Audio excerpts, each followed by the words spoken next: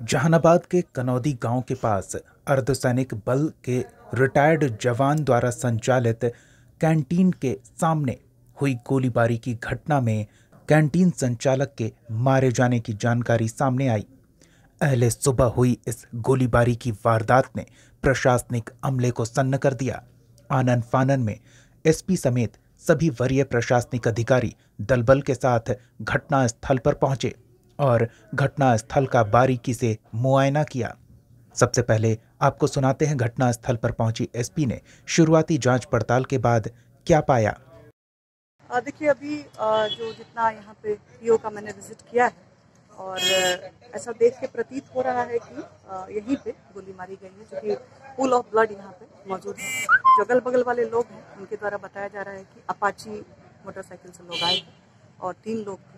एक लोग रुके थे और कस्टमर बन के 2 लोग आए थे और ये दिखाने के लिए कह रहे थे फ्रीज वगैरह, ये जो भी कैंटीन चलाते हैं जो मृतक हैं, और उसी में वो सामान दिखाने के लिए कह रहे थे। कूलर दिखाने की बात कही जा रही थी और उसी क्रम में फिर उसको नीचे लेके आए हैं और उनको गोली मार के जहानाबाद की तरफ। क्या आपसी दुश्मनी लग रही है या फिर कोई रंगदारी का केस है? जो अभी तक जो बात प्रकाश में आ रही है वो उसको जानता था, इतना ही स्टैब्लिश हो पाया। बाकी उसके परिजनों से जब आगे बात होगी, आगे इन्वेस्टिगेशन होगा तो और चीजें पता चलेगी। एसपी ने वहां मौजूद लोगों से जानकारी हासिल की। प्रत्यक्षदर्शियों ने बताया कि बाइक सवार अपराधी ग्राहक बनकर पहुंचे थे और कैंटीन खुलने से पहले ही वो वहां मौजूद थे। जैसे ही संचालक रिटायर्ड सीआरपीएफ जवान अपने कैंटीन को खोलने पहुंचा, वहां उससे बातचीत की सामान खरीदने को लेकर, ऐसा प्रत्यक्षदर्शियों का कहना है, और फिर उस पर निशाना साधकर गोली चला दी और बाइक से फरार हो गए। आया था खुले का पहले आया है 2 आदमी। क्या बजे के आसपास? टाइम तो नहीं देखे थे सर, आया था खुले का पहले आया और वही आया खुले का पहले चल रहा था सामान ला पिछुआ चल रहा था, खोला। उसके बाद मतलब खोला तो मोबाइल में दिखा रहा था फोटो, मार के निकल लिया। कितने लोग होंगे? 3 लोग। आपकी तरफ भी फायरिंग किया? हाँ, हमारे तरफ भी हल्ला किए तो 3 लोग मारा, गोली चलाया 3 लोग और मोटरसाइकिल पर बैठ कर 3 निकल गए। किधर की ओर निकला? इधर की ओर। क्या नाम है तुम्हारा? गुड्डू।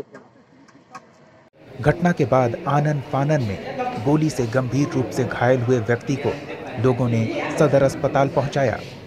सदर अस्पताल में डॉक्टरों ने कोशिश की, लेकिन तब तक काफी देर हो चुकी थी। व्यक्ति ने दम तोड़ दिया था।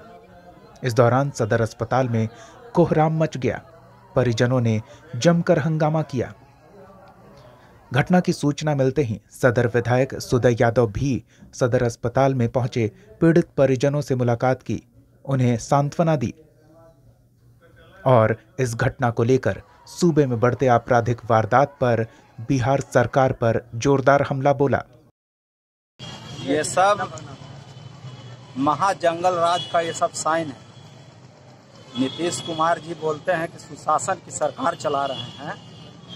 अब आप लोग मीडिया का साथी लोग पूछिए उनसे कि कैसा सरकार चल रहा है। अगर आप लोग दिखाते हैं इसको तो दिखाइए, क्योंकि रोज दिन हत्या हो रहा है, रोज दिन बलात्कार हो रहा है और इसकी खबर नहीं छपती है और उनके कानों तक आवाज़ नहीं जाती है।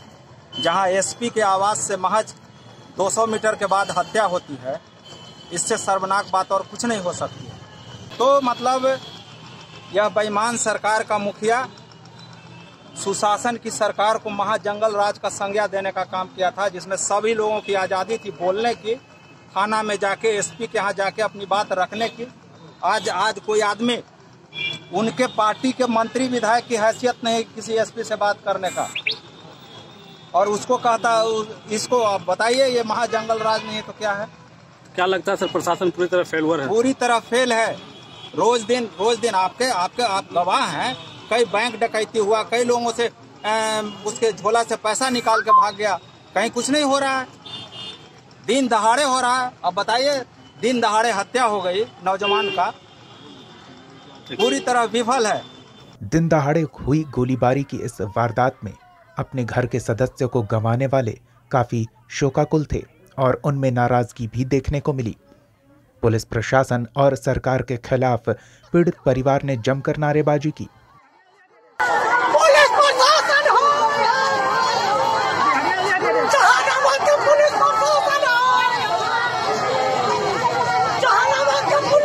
इस दौरान पीड़ित परिवार अरवल मोड़ पहुंच गया और वहां सड़क जाम कर अपराधियों की जल्द गिरफ्तारी की मांग को लेकर प्रशासन और सरकार के खिलाफ नारेबाजी करने लगा।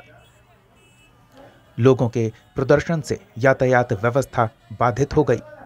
ऐसे में लोगों को समझाने के लिए वरीय प्रशासनिक अमला दल बल के साथ पहुंचा और समझा बुझाकर लोगों को शांत कराया गया। पुलिस द्वारा त्वरित कार्रवाई और जल्द से जल्द अपराधियों की गिरफ्तारी का आश्वासन दिए जाने के बाद जाम हटाया जा सका। इस पूरे घटनाक्रम के शुरुआती पड़ताल के बाद एसपी ने क्या कहा, ये भी आपको सुनाते हैं। दी गई थी कड़ोना एसएचओ के द्वारा कि वो एक कैंटीन चलाते थे जितेंद्र कुमार, जो पाली थाना क्षेत्र के रहने वाले हैं, नेटिव उनका वही है। सुबह में वो कैंटीन चलाते हैं, इसलिए कुछ लोग कस्टमर बन के उनके यहाँ आए थे, कूलर दिखाने के लिए कह रहे थे। और जो अब तक प्राप्त सूचना है तो फर्स्ट फ्लोर पे भी उनका ये है और नीचे उनका गोडाउन चलता है। तो फर्स्ट फ्लोर पे वो गए और जो स्टाफ लोग थे उसको उन लोगों ने कहा कि नहीं, अरे ये तो कुछ नाम लेते हुए कि ये है, ये वो नहीं है। फिर उसके बाद वो नीचे आए और जो ओनर है वहाँ का उसको मोबाइल पे ही वो कैटलॉग जो दिखाते हैं वही दिखाने के क्रम में वो दिखा रहा था झुक के, उसी क्रम में चेहरे पे गोली मारी गई है, जिससे कि उनकी मृत्यु हो गई है। अपराधी 3 लोगों के बारे में बताया जा रहा है जो वहाँ के लोग हैं। बाइक से आए थे जिसमें एनएच पे पार्क किया गया था। उजले रंग की अपाची गाड़ी है जिस पे लोग आए थे और एग्जिट रूट जो है वो जहानाबाद की तरफ ही है। तो हम लोगों ने अभी पूरी नाकेबंदी कर दी है पूरे जिले की और सीसीटीवी जो वहाँ और उसके आसपास का जो शोरूम है उसमें भी सीसीटीवी फुटेज है, उसकी भी जाँच हम लोग कर रहे हैं। जो टेक्निकल इंटेलिजेंस है उसके आधार पर भी जाँच कर रहे हैं।